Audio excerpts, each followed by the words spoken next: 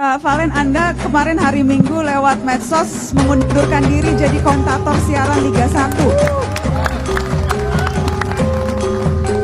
Kenapa sampai harus mengundurkan? Iya. Kenapa? Saya nggak mau untuk berdebat lagi kayak begini. Ketemu Marbun, ketemu Akmal, capek debat mulu. Artinya apa? Dari dulu keterlibatan saya sebagai asosiasi pemain, saya di blacklist di mana-mana karena saya menyuarakan itu. Saya karena di blacklist saya keliling stadion, salah satunya Kanjuruhan saya datang, melihat bagaimana teman-teman tuh fanatismenya memang luar biasa. Tapi kadang-kadang juga saking luar biasanya itu saya juga ikut ditendangin di stadion juga pernah gitu ya. Tapi apapun itu, itulah kecintaan. Punya anak, saya mau mulai aman. Saya nggak lagi di sana, saya siaran aja. Saya siaran tetap nggak aman karena hujatannya banyak banget. Tapi hujatan nggak jadi masalah buat saya. Tapi begitu saya bawain acara itu, malamnya saya dapat kabar 4, 10, 40, pagi-pagi bahkan resmi dikatakan 120-an. Saya nggak sekuat teman-teman semua di sini. Saya buat apa lagi saya ada di sepak bola Indonesia? Saya termasuk yang udah frustrasi. Saya nggak sekuat Marbun, nggak sekuat Akmal, nggak sekuat ada dari ketua-ketua supporter. Saya pikir saya nggak sekuat itu. Sehingga ketika saya tahu ini bola panasnya akan kemana-kemana ini seperti ini, saya mendingan udah ngambil sikap sendiri. Saya mau lebih tenang, mungkin lebih mending mikirin Piala Dunia, bisa ke Qatar ya, daripada saya harus siaran. Saya harus bernarasi, membangun lagi keberanian orang untuk ke stadion. Saya harus bernarasi perdamaian antar supporter. Saya harus bernarasi sesama profesi harus saling menghargai, bukan mencederai. Tapi kalau itu tidak ada jaminan buat saya, saat saya nanti bawain acara lagi kejadian lagi, buat apa? Saya sering bilang sekarang udah aman untuk datang ke stadion. Makin banyak wanita, ibu-ibu, anak-anak datang ke stadion. Tapi di luar dugaan ada kejadian seperti ini yang selama ini kita luput bicarain tentang stadium safety and security. Kalau untuk yang tadi pihak ini pihak itu teman-teman yang lain aja yang menjawab. Tapi kalau saya, kenapa saya itu putusannya? Oh, ini dulu yang bantu saya di asosiasi pemain, dia juga tahu kalau saya gimana dulu seperti apa. Ya mendingan ya saya penting saya sendiri aja. Saya pikir udahlah. Yang paling jadi ganjelan terbesar karena semua orang punya analisa masing-masing nih atas apa yang terjadi Malang kemarin, Kak Valen.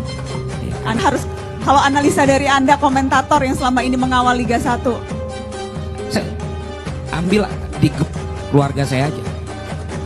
Ada 3 om saya, analisanya beda-beda. Yang satu masalah gas air mata, yang satu kenapa ada yang datang duluan ke dalam stadion turun sehingga membahayakan yang ada di tribun. Yang satu lagi, kenapa lu yang mundur bukan yang lain? Nah, bukan ketum PSSI. Saya nggak bilang begitu. Saya udah sampaikan saat saya dipanggil ke sini, saya hanya mau ngomong versi saya. Ya jadi saya nggak mau. Namanya mancing, kayak nggak tahu gua aja suka mancing-mancing. Nah makanya, karena saya undang abis ini mau ngomongin Arsenal, katanya nggak berani. Karena takut dibully. Tapi Anda ngomong ke saya yang begini, dibully, yang lebih beresiko. Nggak dibully kalau Arsenal sekarang lagi di puncak kelas. Ya tapi katanya nggak mau.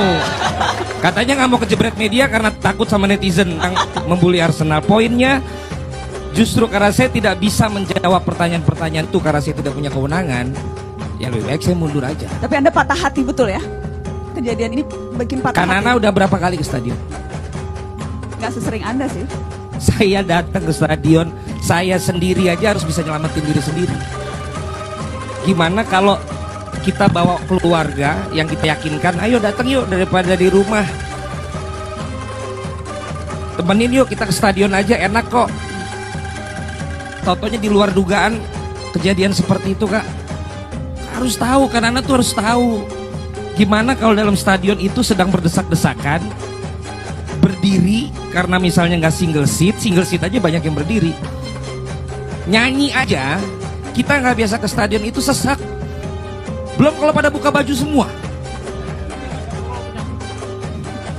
Apalagi ada peristiwa harus keluar. Kebayang, Kak? Jatuh, kita mau nyelamatin dia, kita ikut keinjek juga. Dan kalau emang terbukti benar mata itu sesek, mata itu perih, sesek, keluar ternyata ada yang kekunci, itu gimana?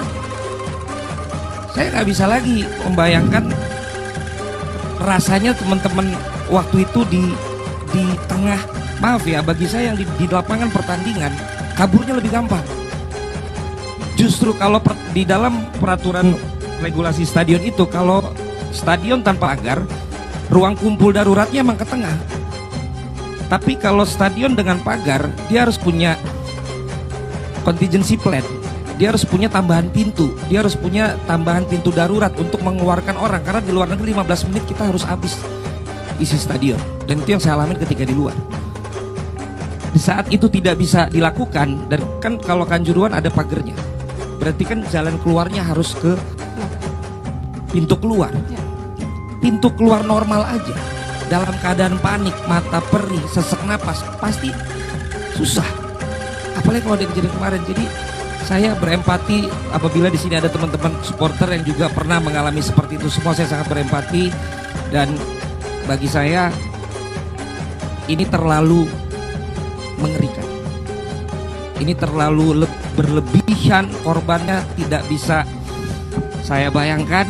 Dan di era modern seperti ini 135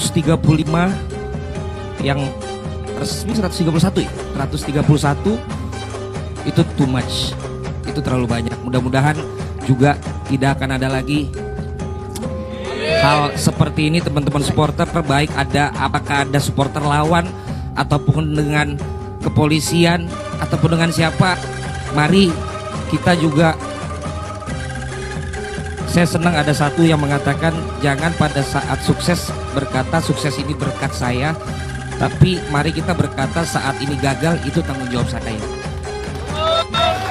Ini maksud saya bukan ke siapa-siapa, tapi maksud saya Kanana sebagai orang yang sangat influencing di televisi, tanggung jawabnya apa? Marbun apa? Saya apa? Dari asosiasi pemain apa? Masing-masing betulnya. Kalau saya nggak kuat lagi, itu aja masalahnya. Kita kasih tepuk tangan dong untuk Kak Valen Jebret. Respect.